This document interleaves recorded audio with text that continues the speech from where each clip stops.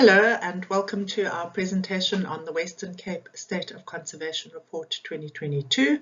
My name is Philippa Huntley. I am with CapeNature as the mainstream specialist, and this presentation is done in conjunction with my colleague Boyd Escott, who is the manager of biodiversity intelligence.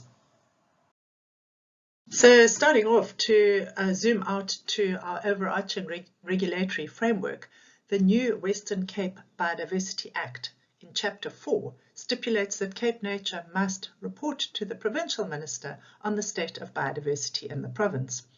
To this end, CapeNature produces annual State of Conservation reports, which represent the status of priority conservation indicators as at the end of the previous year.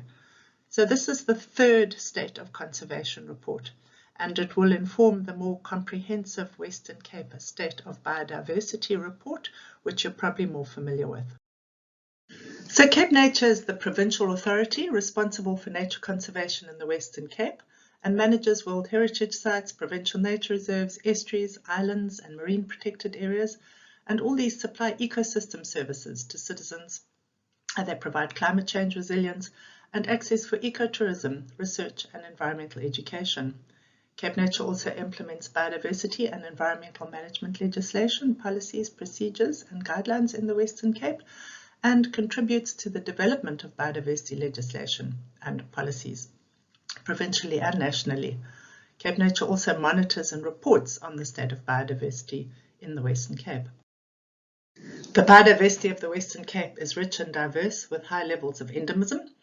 A highlighted change in the number of freshwater fish taxa is indicated here.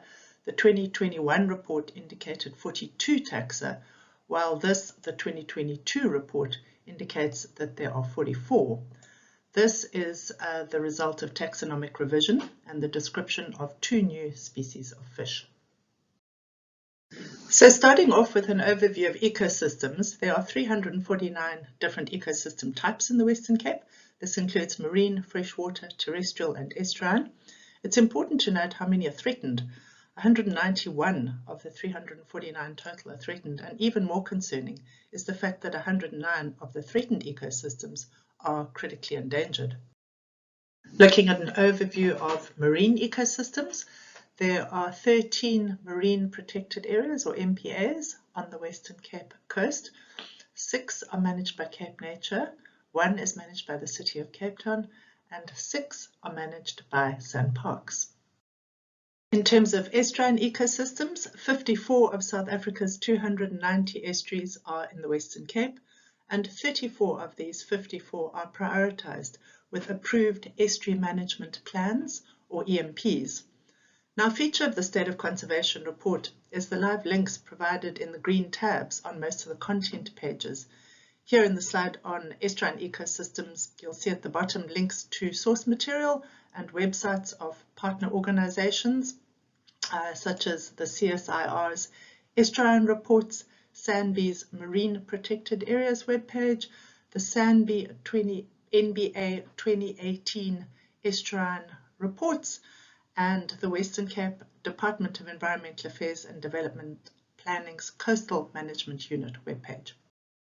Focusing next on freshwater ecosystems, there is a total of 138 freshwater ecosystems in the Western Cape. This is made up of 64 river types and 74 wetland types. Of these, 101 are threatened, which is highly concerning. And of the threatened freshwater ecosystem types, 73 are critically endangered, which is highly concerning. 18 are endangered and 10 are vulnerable. Over the last year, the National List of Threatened Ecosystems has been updated with the replacement of the 2011 Threatened Ecosystems list with the red-listed ecosystems in November of last year. This has resulted in several significant changes, the most notable of which is the increase in the threat status category in many of the terrestrial ecosystems found in the Western Cape. The primary reasons for these changes include the change in methodologies used in the determination of these categories, the consideration of the updated 2018 National Land Cover product, and the revision of the baseline vegetation map used in the analyses. For more information on this, it is strongly recommended that one reads the implementation note developed by SANBI, a link to which is provided in one of the green tabs listed. The map itself merely graphically illustrates the location of the vegetation types which have been affected by these changes and the status categories they now reflect. Then looking specifically at indigenous species, 16% of taxa in the Western Cape are threatened. The numbers of threatened taxa per group are provided on the right-hand side here. A concerning statistic is that 24 of the total of 44 freshwater fish taxa are threatened.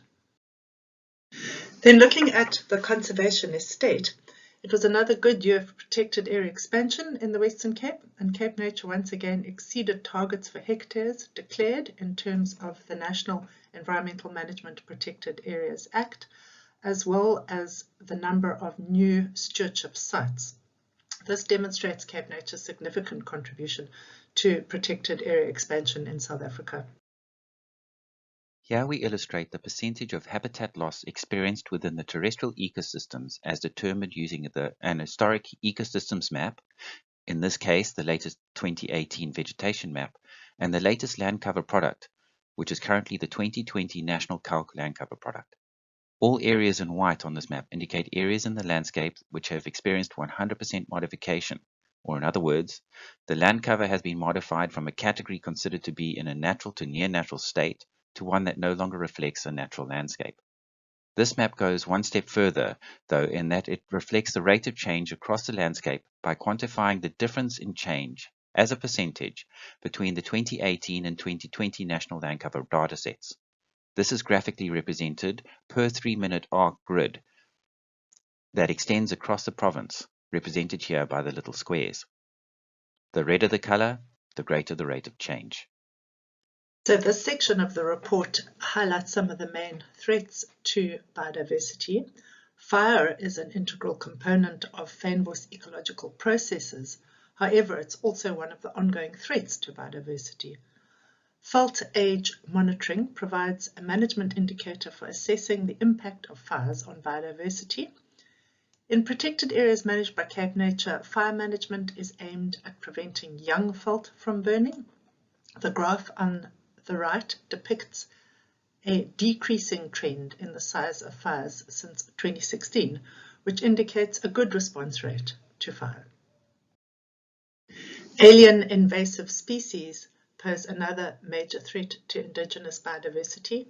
CapeNature prioritizes clearing of alien invasive plants according to species, densities, topography, and the presence of strategic water source areas. CapeNature works closely with the Greater Cape Town Water Fund to target key City of Cape Town catchments for clearing to improve water supply. There's been good progress in combating the ongoing threat posed to indigenous species as a result of biodiversity crime. During the reporting period, 89 criminal dockets were opened and 71 fines issued. This speaks to the dedication of CapeNature staff, as well as excellent collaboration with other organizations and individuals, including the South African Police Services, landowners, and officials at ports of entry. CapeNature also provides regular capacity building focused on an improved understanding of biodiversity crime. The Climate Change Adaptation Corridor Network reflected here is based on the initial work developed in 2008 by the Table Mountain Fund.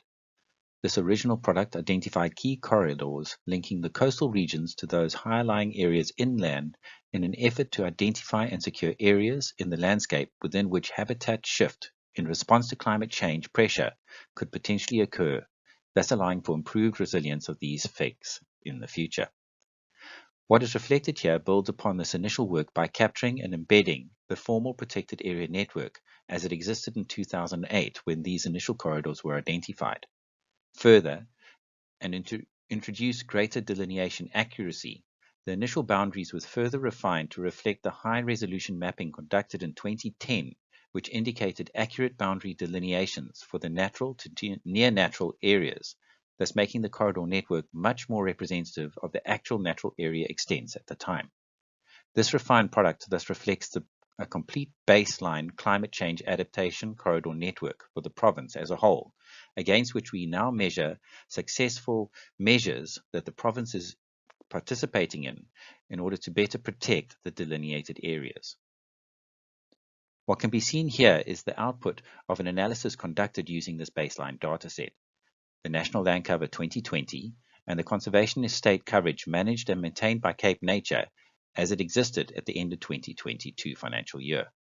What is presented is a breakdown of the original coral extent, which exists at just a little more than 1.7 million hectares, of which 41% is currently located within formal protected areas, and 4% has been modified since 2008 to 2020 as determined using the 2020 National Land Cover, with the remaining 55% still located on private and public land without formal protection.